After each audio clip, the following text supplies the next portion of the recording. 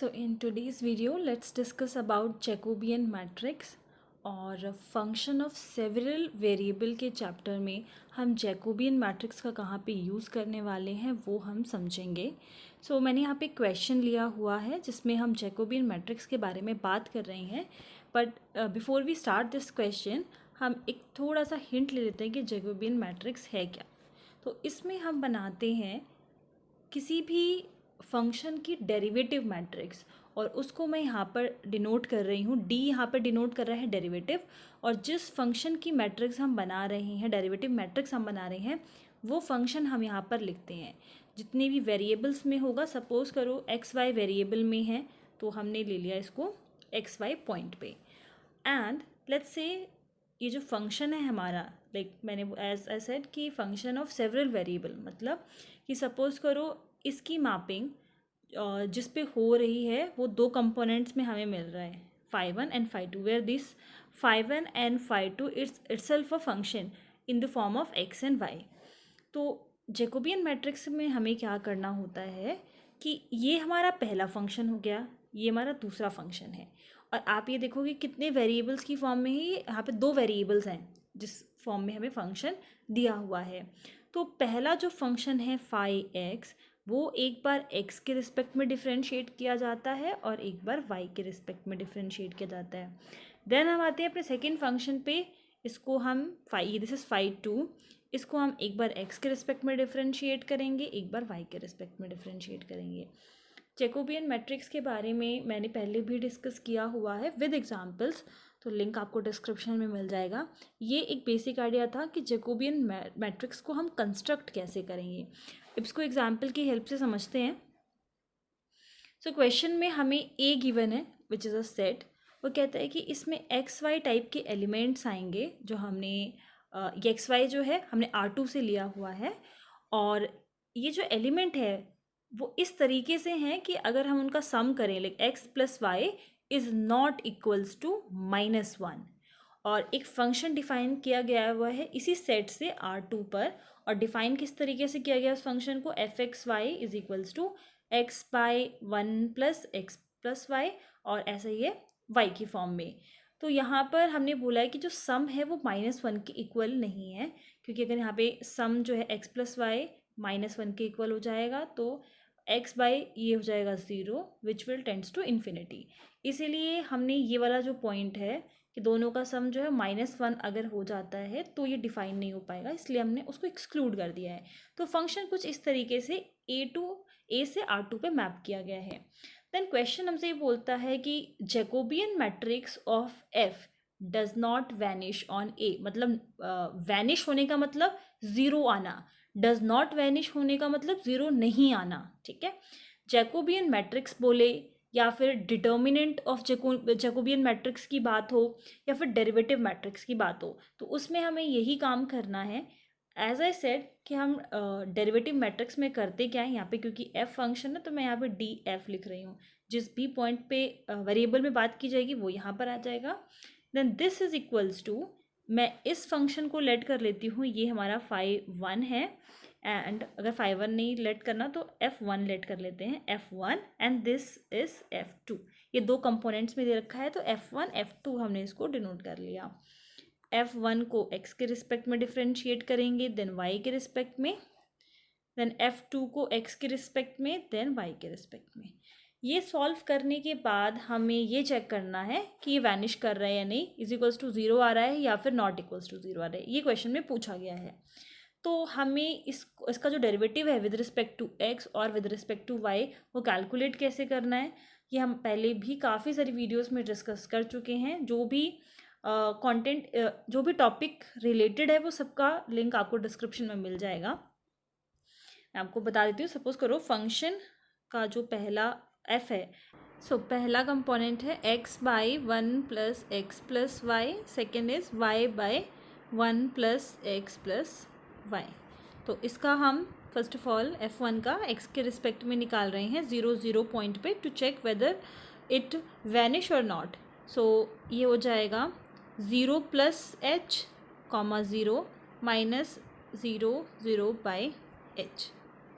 Okay, तो हमारा function ये है। 0 प्लस एच, एक्स की जगह पे 0 प्लस एच पुट करेंगे, वाई की जगह पे 0 पुट करेंगे, तो ये हो जाएगा 0 plus h by 1 plus 0 plus h plus 0, तो ये आ जाएगा h by 1 plus h, h by 1 plus h, और जब हम 0 0 पुट करेंगे तो ये -0 बाई एच आ जाएगा। ठीक है, इसी तरीके से y के रिस्पेक्ट में होगा, यहाँ पर ये हम डिवाइड कर रहे हैं, सो ये हो जाएगा h by 1 plus H, H से h कैंसिल, और यहाँ पर ये हो जाएगा लिमिट लगाते हैं, लिमिट h टेंड्स टू 0, तो ये हो जाएगा लिमिट h टेंड्स टू 0, ये हो जाएगा 1 बाई 1 प्लस h, और हमें मिल जाएगा ये 1 के इक्वल। इसी तरीके से हम इसी सेम फंक्शन को जब y के रिस्पेक्ट में करेंगे तो अब 0 प्लस एच यहाँ पर नहीं आएगा, 0 प्लस एच यहाँ पर आ जाएगा, क्योंकि अब y के रिस्पेक्ट में हो रहा है। So next will be f y, और 0 0 पॉइंट पे कैलकुलेट कर रहे हैं, this will be f of 0 plus h minus जिस पॉइंट पे हमें चेक करना होता है बाय एच, और लिमिट लग जाएगी, limit h tends to 0। Function same है, और हम किस पे चेक कर रहे थे, x by 1 plus x plus y. अब y की जगह पर 0 बाई एच होगा, पर जैसे ही आप x की जगह पे 0 पुट करोगे ये हो जाएगा 0, 0 माइनस 0, ये हो जाएगा h, एंड ये हमारे पास आ जाएगा 0। तो हमने क्या करा, हमने इस फर्स्ट फंक्शन f1 फंक्शन का विद रिस्पेक्ट टू x भी कैलकुलेट कर लिया है, विद रिस्पेक्ट टू y भी कैलकुलेट कर लिया है। तो मैं यहाँ पे पहले वैल्यू पुट कर दे रही हूँ, f1 का जब हमने किया यहाँ पर आया 1, f1 का जब हमने y के रिस्पेक्ट में किया तो आया 0। अब हम नेक्स्ट इसी तरीके से कैलकुलेट करेंगे, सेकेंड फंक्शन में है y, so y by 1 plus x plus y का कैलकुलेट करना है। जब हम f2 का x के रिस्पेक्ट में करेंगे 0 0 पॉइंट पर ये मिलेगा हमें, x के रिस्पेक्ट में हो रहा है तो हम सबसे पहले x में चेंजेस करेंगे, 0 plus h minus F 0 0 by H, x की जगह पर हमें पुट करना है 0 प्लस एच, बट जैसे ही आप y की जगह पर 0 पुट करते हो ये पूरा ही 0 हो जाएगा, तो अगेन 0 माइनस 0 बाई एच, ये मिल जाएगा 0।